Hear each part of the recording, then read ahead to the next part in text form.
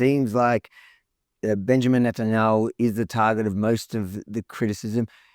If there was a different leader, would it change anything about public perception around the world? Of course it would change, because another leader wouldn't be strong as Benjamin Netanyahu and would cave in the first 2 weeks of this war, when the international pressure would say, oh, ceasefire, stop the war, you caused enough damage, and now you have to live with the consequences. I'm proud to be a supporter. I'm proud to be a part of Benjamin Netanyahu's party, the Prime Minister's party, and I'm I think we are very fortunate to have him as our leader at this very dark moment, very difficult moment for the people of Israel, maybe even for the Jewish people, because we see anti-Semitism rising and exploding throughout the world. And I think it takes a strong leader for such times. It is the times for Churchills, not for the Chamberlains. Avi Mini for Rebel News in Jerusalem, Israel. Here today at the Knesset, the Israeli Parliament, for IsraelUncut.com to speak to the decision makers. Speaker, thank you for your time. Thank you, Rikshan. Welcome to the Knesset. First question I have is something that's pertinent today. The UN Commission has said that Israel is committing genocide, an independent commission. I just want to read you a quote from Navi Pillay, chair of the commission. He says, the commission finds that Israel is responsible for the commission of a genocide in Gaza, and it is clear that there is an intent to destroy the Palestinians in Gaza through acts that meet the criteria set forth in the Genocide Convention. How do you respond? Yet another neutral committee of the UN bashes Israel. We have gotten used to it. The UN became a despicable organization where lies are truth and truth is a lie. And we went through harder things than the UN. We will go over this. This is clearly a blood libel, the likes that we have experienced throughout the generations. I mean, the Jewish people experienced throughout the generations. Not much different than those that the Nazis spread against us. Their purpose is, of course, to isolate Israel, to take away the means we need to survive in this very tough neighborhood. But thanks God, we do not rely on the UN. We rely on ourselves and our good friends, allies, and partners. Speaking of allies and partners, there seems to be a coalition between Labour leaders, looking at the UK, Canada, Australia, who are committed to demonizing The Israel. appeasers. So, well, they're going as far as banning members of this Knesset from Australia. Why? What's your reaction to that? What do you think is driving that? It is not the kind of behavior democracies treat each other. I would expect the Australian government, as well as any other government, to be able to work with whoever the Israeli people elects. This is what we do towards other countries, towards friendly countries, towards democracies. And unfortunately, we are not happy about what's happening between Israel and Australia these days. Many on the left in Australia will argue, well, Hitler was elected. That's where they jump to straight away. They like to paint Bibi Netanyahu, the Prime Minister here of Israel, as, he's probably the most hated man on the planet now because of that rhetoric. What would you counter to that argument? It's not only a matter of who gets elected.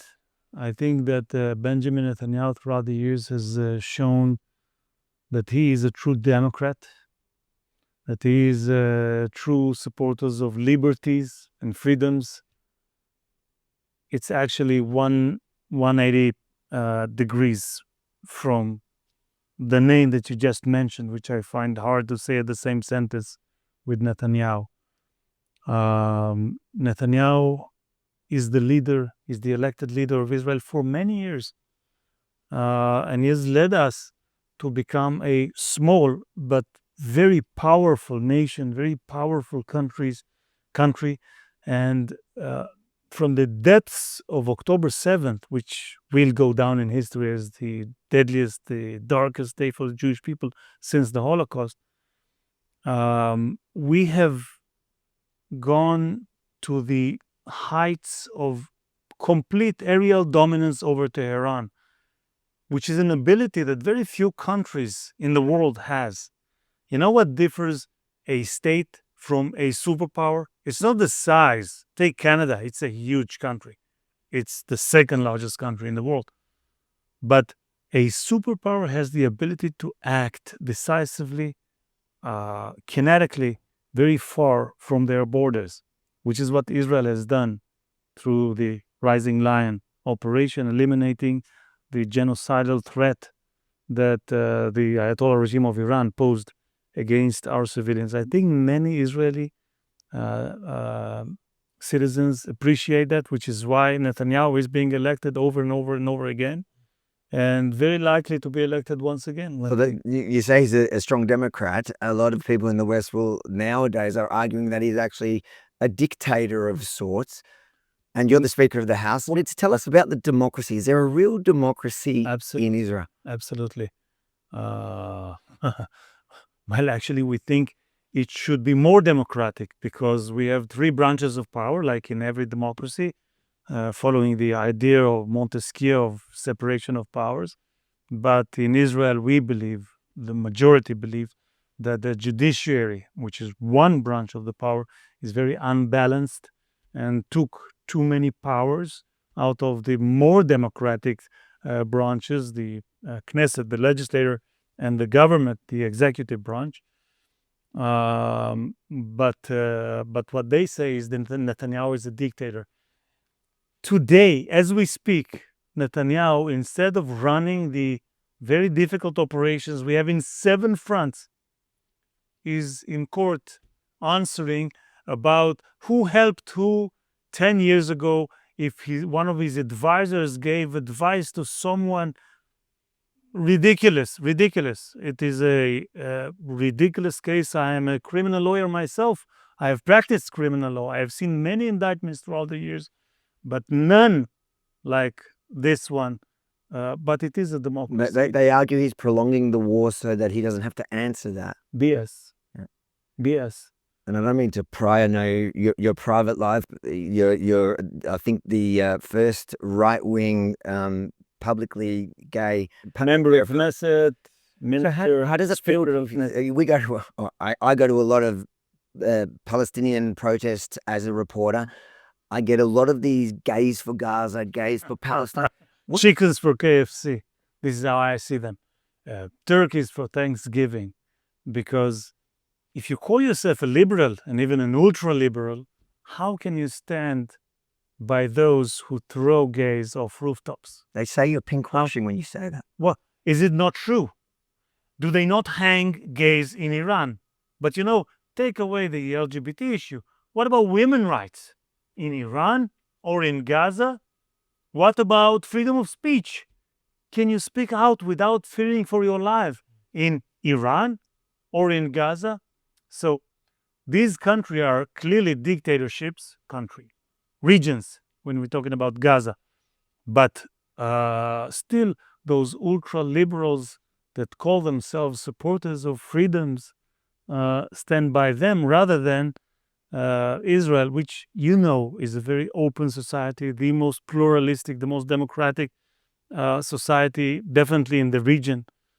It's an absurdity that I didn't still find a way to understand. I have to say, it's ridiculous. I mean, you're speaking about Israel's connection to the West and, democracy itself, and it's a very it's seen as an ally of the West. So do you think in that same vein, when you have Western nations saying that Israel should be showing some type of restraint when it comes to what's happening in Gaza? Well, we do show a lot of restraint because it is in our power. Let me tell you a story. It's a story about the former Israeli prime minister. His name is Ehud Olmert, and the former American president. His name is George W. Bush. And during one of the conflicts, another cycle of violence we had with Gaza, the president called prime minister and asked him what it is that Israel is doing in Gaza. And he said, Mr. President, they are firing rockets at our civilians. We must defend our civilians. So this is why we do what. Imagine that Mexico would fire rockets on American soil. In 24 hours, there would be no Mexico. And the president asked, why? And Prime Minister said, what do you mean, why, Mr. President? Because you have to defend your civilians. No, why 24 hours? So it is clearly in our power to do it, but we don't. We are doing everything we can to isolate the terrorists, the Hamas terrorists, from the civil population, which is why before we went into Rafah, with over 1 million civilians there, we have evacuated them to safe zones and then engage in battle with Hamas terrorists. This is what we are doing in Gaza now. We are evacuating the civilians, trying to engage only with their Israeli soldiers. Never target civilians, not ever target civilians, unlike Hamas, which is doing the exact opposite. And it is doing actually a double war crime, the Hamas. Not only do they target civilians, but they are doing that operating from heavily populated residential areas, expecting the women and men and children of Gaza to become their human shields, and the world's hypocrisy as their Iron Dome. We cannot afford to live alongside Hamas. Hamas is saying that October 7th and the atrocities of October 7th are only the first time, but there will be a second and third and fourth. That we won't have. What would you say to conservatives, rational, common sense people, whether they come from Christian backgrounds or just non-religious, that are fatigued? They believe in Israel, they love Israel. It's hard. Let me But they're tell you, tired of defending her now, 2 years almost into it. What would you say to them? believe me, they are fatigued. We are fatigued. The people of Israel are tired of this almost 2 year into this very, very hard war. The soldiers are fatigued. The holy soldiers that are risking their lives on a daily basis are tired. But we all understand that in order to live in our region, we must eliminate that evil, genocidal terror organization, Hamas. We do not see Hamas as standing alone. Of course, Hamas, Hezbollah, the Houthis, all of these are merely proxies of the head of the snake, the Ayatollah regime of Iran, that openly calls for the destruction of the state of Israel and doing everything they can to obtain the nuclear weapons to enable them to commit their plans. So we stop that. Detractors will say that there are members in your own coalition that almost have the same rhetoric in the other way. Absolutely not. No one has that kind of rhetoric, of genocidal rhetoric towards. Hamas covenant in paragraph 7, they say, we yearn to the day where the rocks and the trees, al-shajar wal-hajar in Arabic, would shout, "Ho Muslim, there is a Jew behind me, come and slaughter him." A Jew, mind you, not an Israeli. This is how anti-Semitic, this is how genocidal Hamas is. Same with Iran and same with Hezbollah. And this is the kind of threats that we need to live with, because we have come back to our homeland, to our historic homeland after 2,000 years of exile, in which we were in Morocco, Yemen, Australia, Russia, Poland. And let me tell you, it was not a good world to be a Jew in. We remember Auschwitz, we remember Treblinka, we remember the riots, the pogroms. We came back home. All we want is to live. Israel has extended its hand to peace to all the region since day one. I was fortunate to be a minister in the government that signed the Abraham Accords with 4 Arab countries. And we were on the verge of expanding it even further as October 7th occurred. Why? Because Iran is very concerned that Israel is engaged in peace with Arab countries, moderate Arab countries, and of course America, which will diminish their dominance over the region, which is what they want.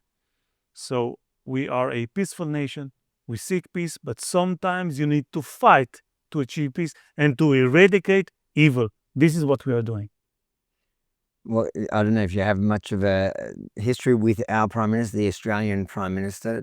What would you say to him now if he was sitting in front of you? I'm very disappointed, I have to say, not only of him, but many Western leaders that I consider as appeasers. I think at this time, we need to stand strong. This is not a local battle. It may seem like it, but this is a global struggle of the forces of radicalism and fundamentalism and extremism attacking the forces of liberty and freedom and democracy, which is what Israel represents in our region.